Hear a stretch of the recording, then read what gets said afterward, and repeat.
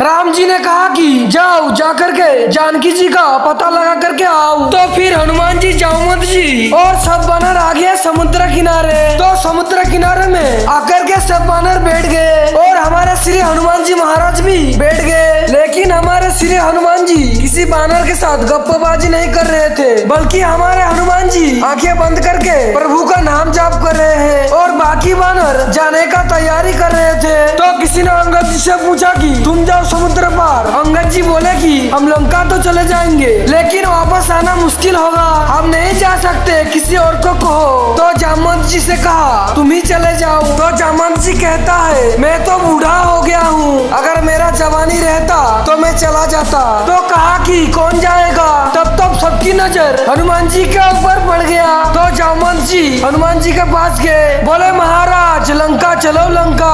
हनुमान जी कुछ बोले ही नहीं और उड़ भी नहीं रहे थे। तो जामवंत जी ने सोचा कि ये ऐसे नहीं मानने वाले हैं। जामवंत जी बोले ए हनुमान जी उठो। हनुमान जी बोले क्यों उठे, बैठने दो। बोले बैठने आए हो कि जाने को। बोले जाओ। बोले कहाँ। बोले लंका।